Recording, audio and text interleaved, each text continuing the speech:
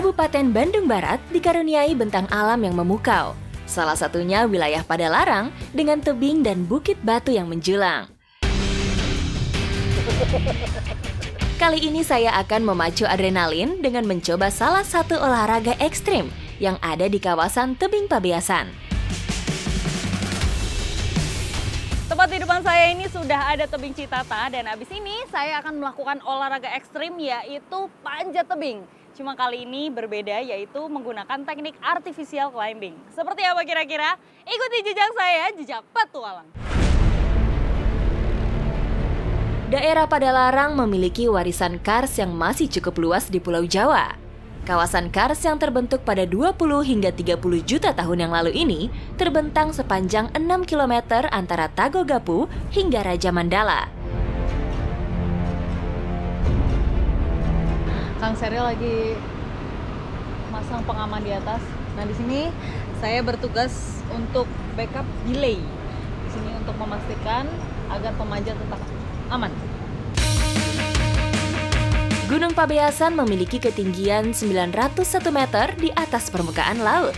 Kawasan kars merupakan batuan endapan yang terbentuk dari berbagai fosil cangkang binatang laut dalam kurun waktu puluhan juta tahun.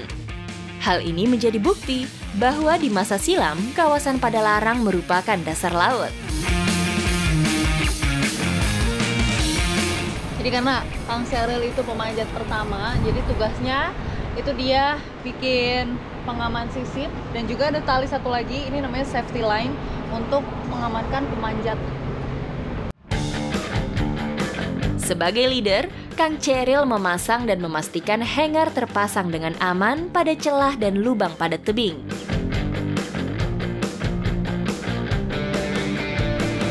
Oke, di atas Kang Ceril sudah siap. Sekarang waktunya saya manjat juga. Sebelum manjat, saya mau pakai ini dia, magnesium. Supaya tidak licin.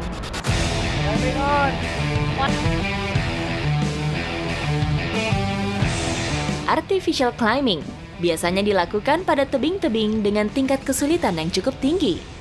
Teknik ini hanya bermodalkan alat yang diselipkan pada celah-celah batu atau memanfaatkan pengaman alam.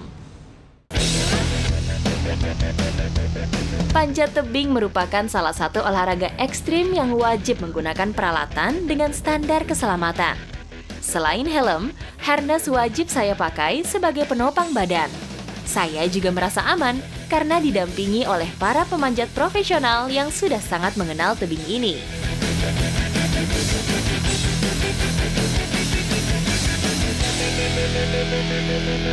Akhirnya saya sampai juga di ketinggian kurang lebih 10 meter. Ini udah hampir setengahnya.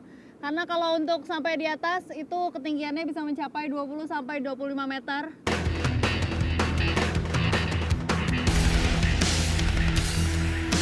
Selain medan yang curam, pemanjat harus mempunyai kemampuan fisik yang mumpuni untuk menopang berat badannya sendiri. Sebentar lagi sampai di puncak. Tapi ini benar-benar lelah ya kalau udah di titik-titik terakhir ini. Luar biasa, ini saya lagi mencoba menggantungkan diri untuk istirahat sebentar. Luar biasa. Dan beberapa kali memang nih tangan saya nih terasa basah keringetan, makanya saya harus pakai ini. Artificial climbing benar-benar menguji keberanian dan mental saya. Dalam kondisi stamina yang terus terkuras, saya harus tetap fokus dan tenang.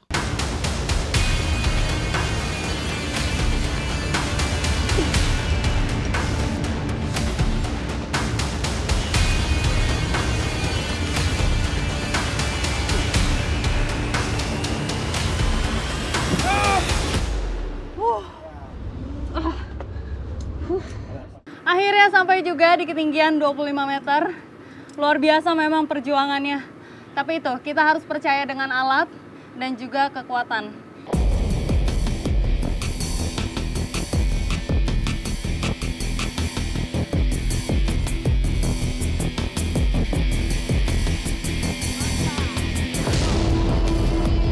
Kita semua sekarang udah sampai di puncak.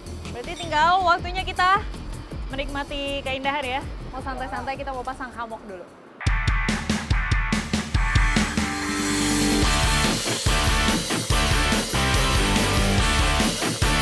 Akhirnya nih hammocknya udah jadi. Tinggal nyantai aja duduk-duduk sambil nikmatin pemandangan. Ayo Kang Reza, Kang Seril. Tapi pengaman harus tetap dipakai. Tuh. Karena bahaya ini kita ada di pinggir tebing.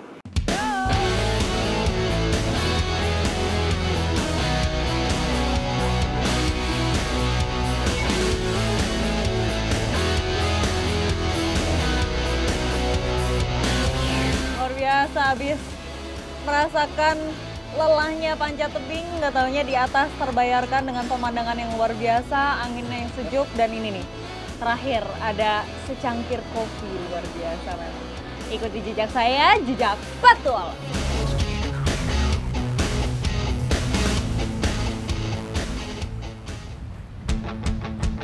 Petualangan saya di Tanah Pasundan terus berlanjut.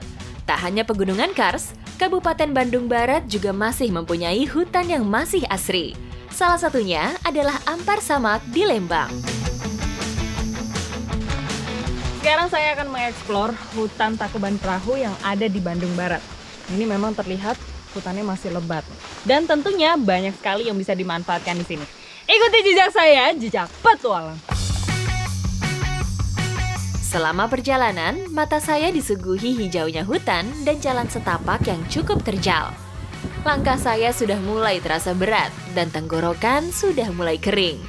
Dalam kondisi seperti ini, saya harus segera mencari sumber air supaya tubuh tidak dehidrasi. Ini biasa langsung menemukan namanya pakis kentang. Yang diambil itu umbinya, berarti ada di bagian bawah. Daunnya sih udah keras-keras kayak gini ya, memang yang udah keras. Tua gini. Ya. Memang keras.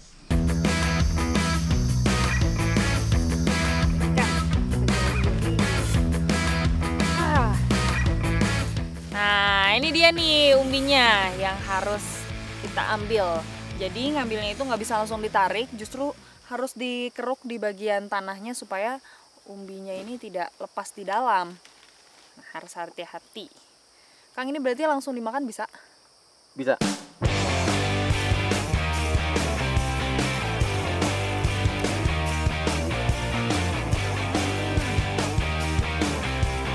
Rasanya memang sepet, tapi seger. Ini mirip banget sama rasa bengkoang. Tapi secara bentuk tadi kayak kentang yang kecil-kecil gitu ya, Kang? Iya, kentang sayur itu. Pakis kentang menjadi salah satu tanaman yang mampu menyimpan cadangan air dalam umbinya. Dalam keadaan darurat, umbi ini bisa bermanfaat untuk menambah cairan tubuh. Justru yang enak itu yang warnanya ini ya, masih terang seperti ini. Masih terang. enak lah rasanya. Tapi kalau yang udah coklat kayak gini, artinya itu udah tua atau udah lama. Dia menyimpan cadangan airnya itu lebih lama. Jadi pas dimakan udah nggak enak. Kurang enak.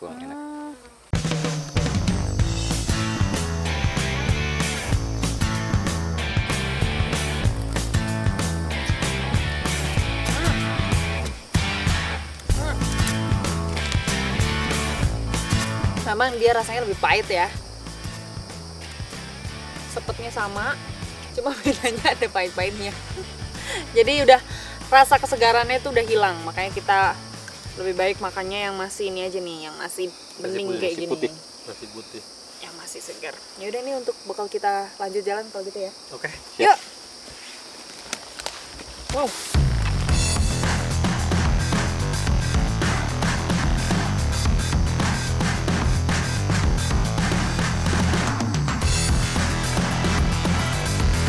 Setelah menempuh perjalanan selama 2 jam, akhirnya saya menemukan spot Ampar Samak.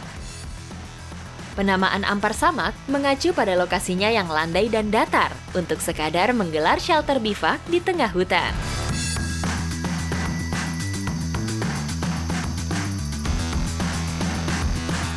Karena memang udah jam makan siang, waktunya saya untuk nyari lauk. Kebetulan di depan juga ada sungai, saya mau cari udang dulu di depan. Ayo Kang. Ayo. Hutan sekitar Ampar Samak masih begitu lebat dan asri. Sungainya yang jernih dan dangkal menjadi habitat ideal untuk udang air tawar. Nih, udang memang biasanya suka ngumpet di balik-balik batu atau kayu seperti ini nih. Tapi kita memang harus sangat-sangat jeli karena tadi warnanya aja menyerupai kayu-kayu atau dedaunan yang sudah kering, makanya agak-agak coklat gitu dia warnanya.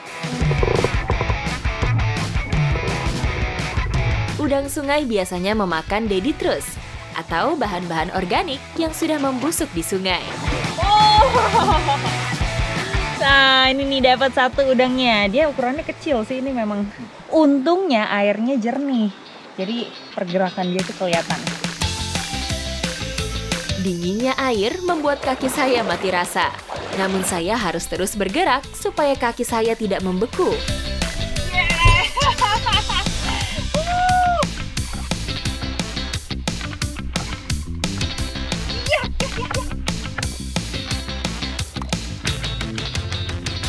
Banyaknya udang yang saya dapat menandakan bahwa aliran sungai ini masih sangat terjaga.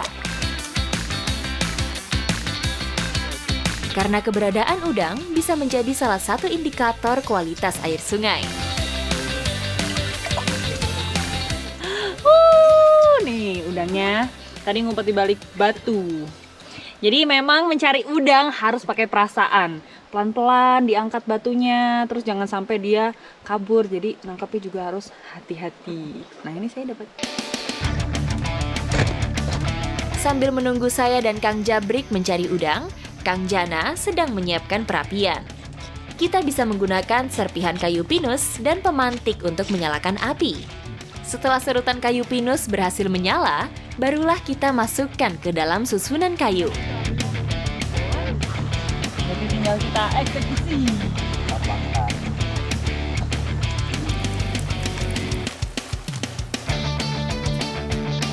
Setelah ini udangnya mau kita bakar, tapi katanya memang dia tuh bisa dimakan langsung tanpa harus dibakar dulu.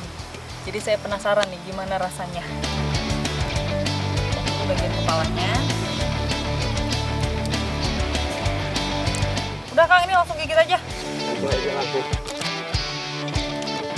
Manis sedikit lah. Rasanya kenyal, manis kayak jelly jadinya. Agak seger ya, Mbak. Udang sungai kaya protein dan rasanya tidak amis meskipun dimakan mentah.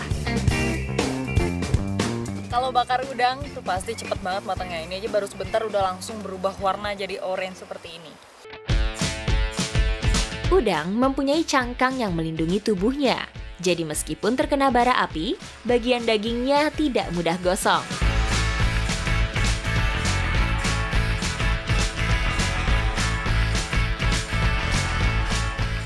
Setelah dibakar rasanya semakin enak. Rasa manisnya itu lebih berasa.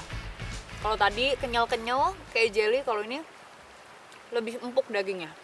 Padahal ini tanpa bumbu apapun. Hutan yang lebat dan kaya membuat Ampar Samak menjadi surga tersembunyi di Kabupaten Bandung Barat.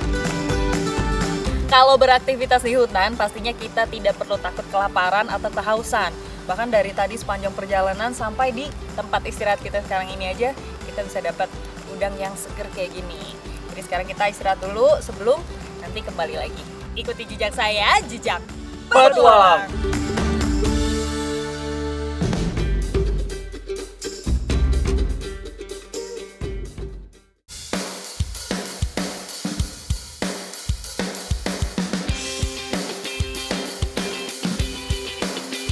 Masih dari Tanah Pasundan.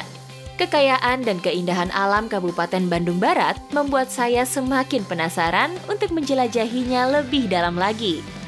Saya bersama warga lokal akan mencari ikan di sekitar hulu Sungai Citarum.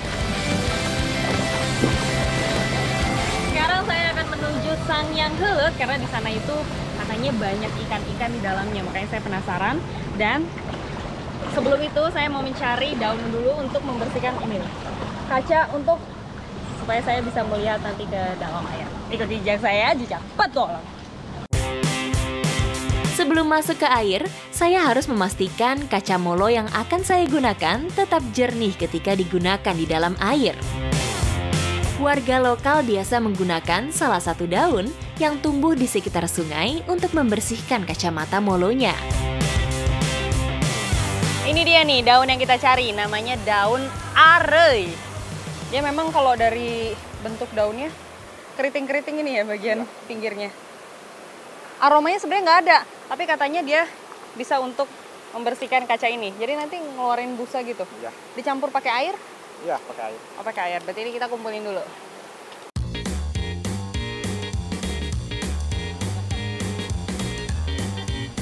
Nah, jadi caranya memang daunnya harus dihancurin dulu, diremas sampai dia mengeluarkan cairan atau getahnya. Nah, udah mulai nih. Kalau sudah seperti ini, baru digosok-gosok ke kacanya.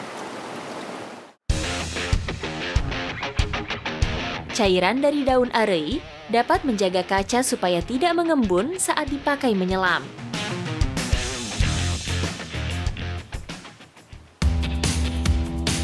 Danau Sanghyang Helet diyakini masyarakat berasal dari letusan Gunung Sunda Purba. Letusannya menghasilkan batuan besar dan membentuk tebing batu. Cekungan tengahnya dialiri Sungai Citarum, sehingga menjadi danau seperti sekarang.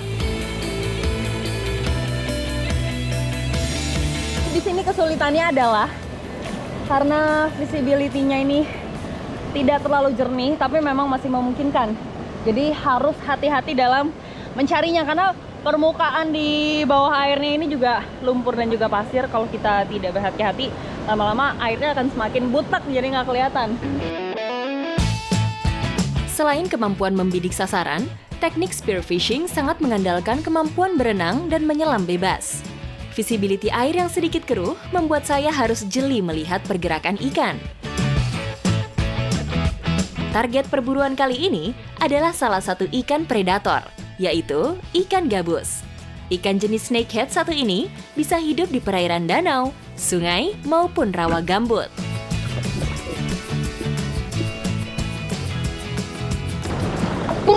Kang! Dapat! Dapat ikan! Aku juga dapat. Oh iya? Wah iya! Tapi aku lebih besar ini Kang, lihat Kang! Wah! Nah ini ikan yang saya dapatkan, ikan gabus juga sama. Cuman Ini mau kecil. ini ukurannya sangat besar sekali. Berat ini. Wah, nih kalau diukur bisa sampai setangan saya seperti ini. Wah, gede banget. Ya udah yuk Kang. Yuk. Ini karena ikan yang kita dapatkan sudah ada beberapa, jadi habis ini kita mau lanjut olah ikan gabus ya. Ikuti jejak saya, jejak petualang.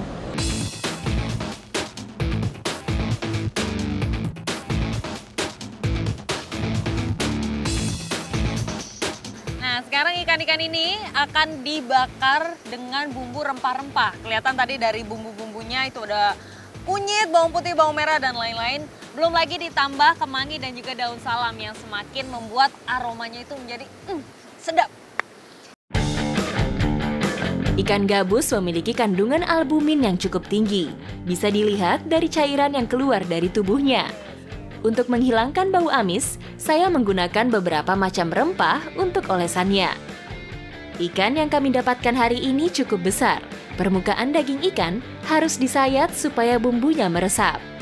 Supaya tambah wangi, masukkan kemangi dan bumbu ke dalam perut ikan. Membakar ikan sebesar ini tidaklah mudah. Tangan saya harus menahan berat ikan dan panasnya bara api.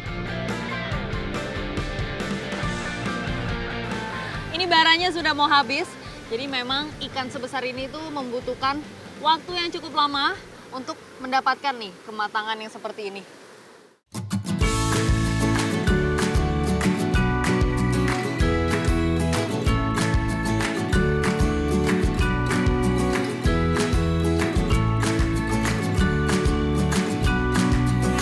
Jadi rasa daging aslinya ini enak, manis, tapi ada gurih-gurihnya juga.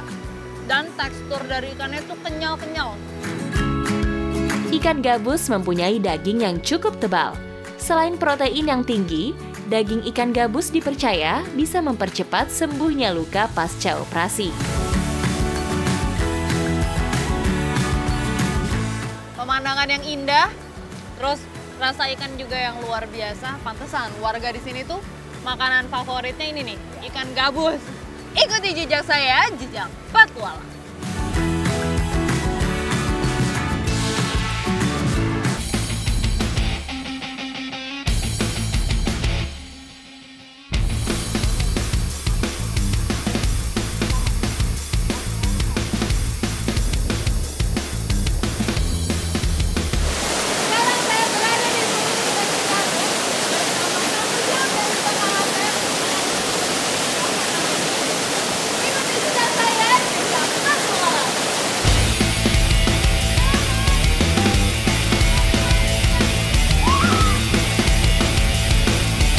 Selain Danau Sanghyang Lelet yang eksotis, aliran hulu Sungai Citarum juga menjadi spot yang tak kalah indah dan menantang. Jadi memang kita sudah menemukan titik yang paling pas. Di situ ada air terjun dan di atas sana ada batu. Jadi bisa dipastikan di bawah ini benar-benar dalam. Sehingga ketika tadi kita loncat, itu posisinya aman ke bawah, jadi nggak akan mentok kakinya.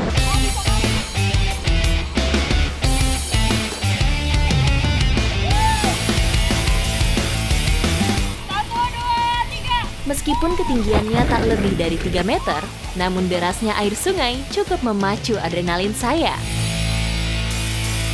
Luar biasa memang menikmati kesegaran air di hulu sungai. Memang nggak pernah menyesal karena memang ini segar sekali dan seru sekali. Dan habis ini saya juga mau mencari buah-buahan yang dianggap bisa menghangatkan badan. Karena pas banget nih. Habis selain dingin-dinginan nanti kita bisa menghangatkan badan. Ikuti jejak saya, jejak petualang.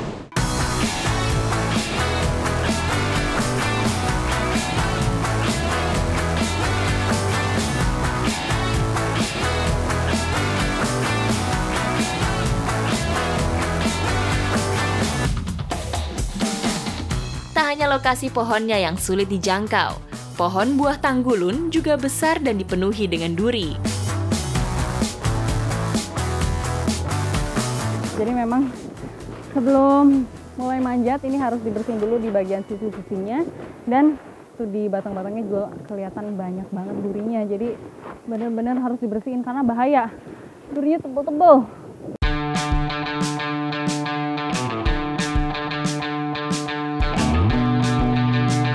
Mencari buah tanggulun itu tantangannya banyak sekali.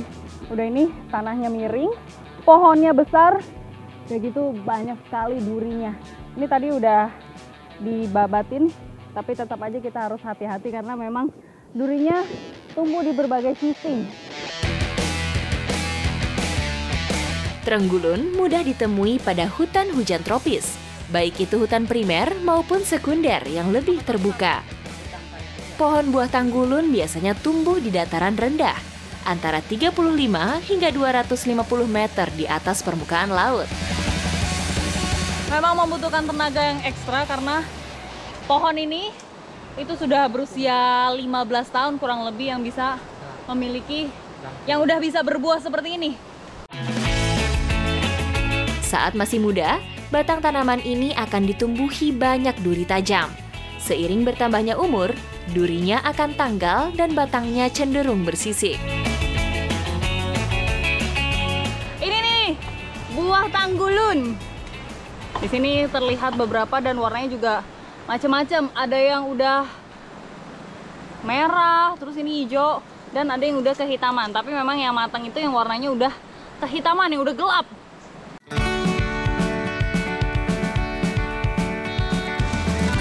Nah, ini dia nih.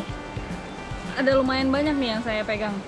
Jadi saya termasuk yang beruntung bisa tepat datang di musim buahnya. Karena memang ini merupakan buah musiman ya Kang? Iya, musiman. Buah musiman. Terus dia bisa berbuah sampai yang benar-benar matang seperti ini itu sekitar 3 bulanan.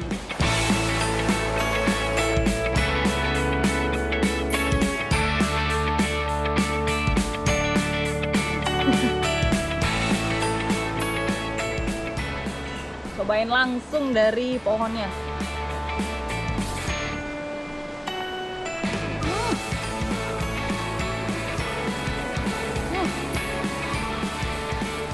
Ah.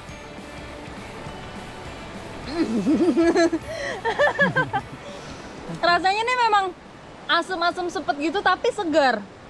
Nah, yang membedakan adalah dia ada rasa mint, bener berarti dari aromanya itu tadi.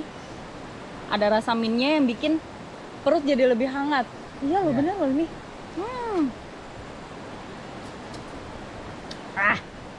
Kita harus lebih terbiasa sama rasanya nih. Bijinya besar. Oke, kita kumpulin dulu aja ya.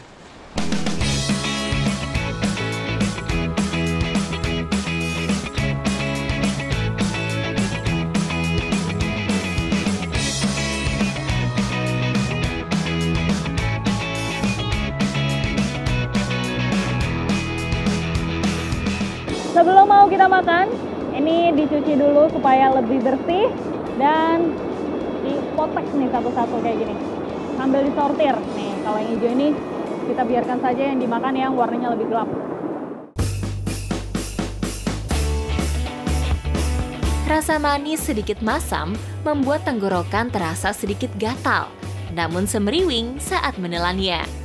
Tanggulun bukan sembarang buah untuk cemilan saja, tapi masyarakat dahulu memanfaatkan khasiat buah ini sebagai obat tradisional. Selain kaya antioksidan, buah tanggulun juga dipercaya bisa menyembuhkan batuk, radang, dan diare. Habis main air, manjat-manjat pohon, tapi semua jadi terasa lebih enak lagi karena udah nyobain ini nih. Buah apa tadi? Buah tanggulun. Tanggulun, emang agak susah itu ejaannya. Tanggulun. Dari rasa asam-asam segar jadi semangat lagi. Berarti ini vitaminnya banyak ya? Ya. Cuma dia itu emang agak lengket nih, di tangan berasa lengketnya. Oke, habisin yang banyak. Habis ini kita pulang ya. Ikuti jejak saya, jejak petualang.